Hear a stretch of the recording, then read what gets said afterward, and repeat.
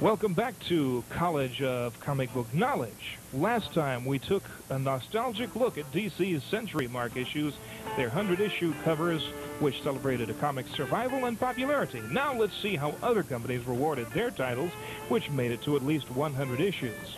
Fawcett Comics got into the party spirit early on, maybe since Captain Marvel had been the most popular Golden Age hero.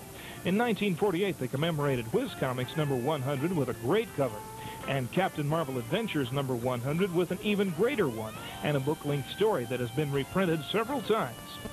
Over in Master Comics, it took Captain Marvel Jr. longer to get into the spirit of things, but once he did, in his own book, he showed he could celebrate with the best of them. Prize Comics, which had started out featuring superheroes and Frankenstein, switched to cowboys and Indians and gave us a great John Severin cover for issue number 100. Airboy may not have even known it was his 100th issue. To him, it was just volume 9, number 5, so he missed the cover, and the heap had to take his place.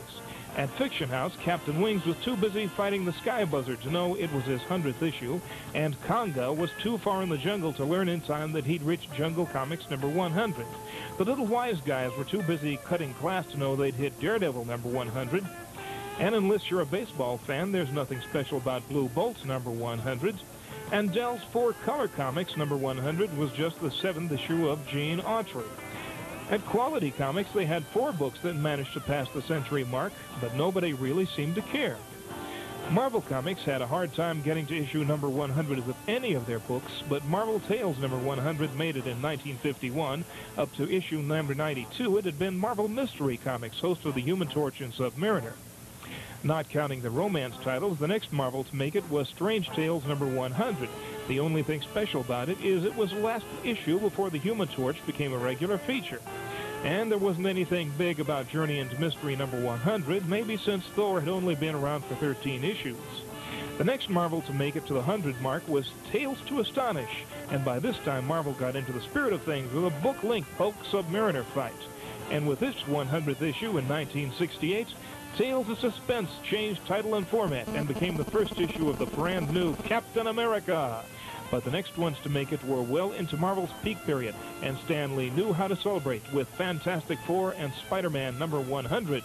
The first had a great Jack Kirby story featuring old villains in robot form, and the second climaxed with Spider-Man growing 4 extra arms. By this time, Marvel had decreed that every 100th issue, sometimes even the 50th or 150th or 250th, would be a celebration. So all through the early to mid-70s, we got special issues as the big Marvel titles passed 100. With this cover, Iron Man 100 by Jim Starlin, being one of my favorites. What's next? Keep watching, because in 1995, if nothing interrupts their run, Action and Detective Comics will become their first American comic books to celebrate their 700th issues. How's that for a century mark?